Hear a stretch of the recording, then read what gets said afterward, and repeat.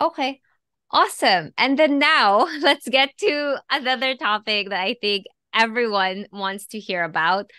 What the heck is the difference between a holdco and a family trust? I know we touched on this like a while ago, and you mentioned that maybe we don't know if we have enough time to cover this, but we're in it now. And I always hear these two terms, and sometimes I kind of hear them used interchangeably. Like, is that, are they interchangeable? Is there a difference between, the two of them? Like high level overview. If you could give us, again, a high level overview and like explain it to us like we're 5 years old. For sure. So a trust is completely different than a corporation. A corporation lives indefinitely until you dissolve it. A Hmm. trust has a lifespan of 21 years or slightly less, depending on if you want to dissolve it or not. And the Hmm. tax structures, returns, how they're treated are completely different. I would Hmm. almost view a trust as an individual if we're talking Hmm. very simplistically. A trust will typically have beneficiaries. You may have heard that term before. And those Hmm. are people that are beneficial owners of the trust.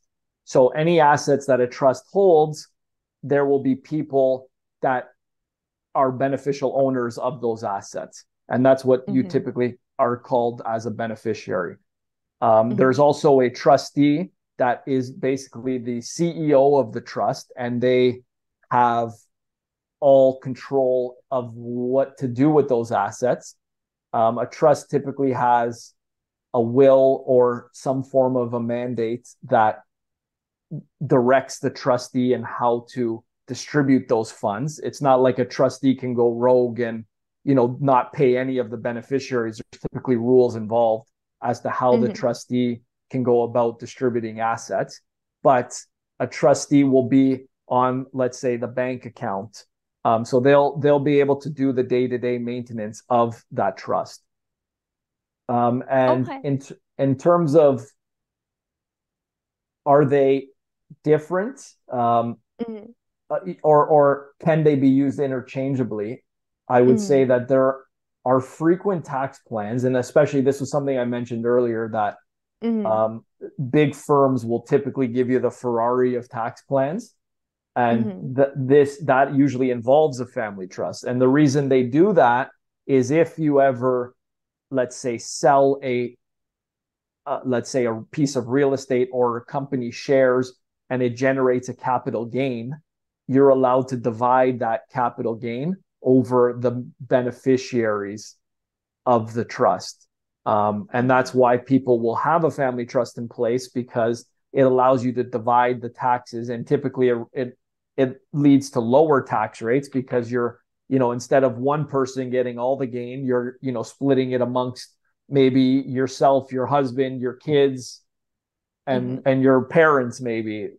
So Hmm. you're, instead of one person getting taxed, you're dividing it by six. And that's usually, to keep it as simple as that, that's Hmm. usually why family trusts are created.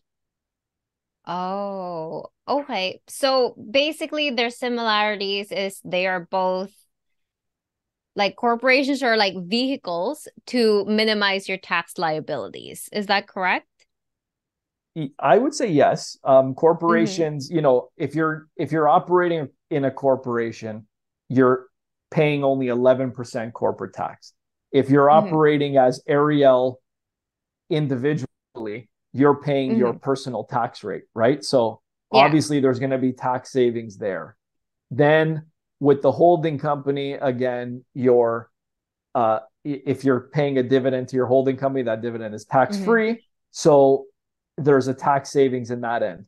When you're dealing with a Mm-hmm. trust, the tax savings is more so dividing those things into the beneficiaries of the trust. That's where the tax savings come. It's not like a trust has a better tax rate. In fact, if you retain assets in a trust that get taxed inside the trust, Mm-hmm. typically it's one of the highest tax rates in Canada. So Oh. you never want to really retain those assets in the trust, and or Mm-hmm. I shouldn't say assets, the gains on those assets, in the trust, Mm-hmm. you typically want to divide those out. Otherwise, there's a big tax penalty on that.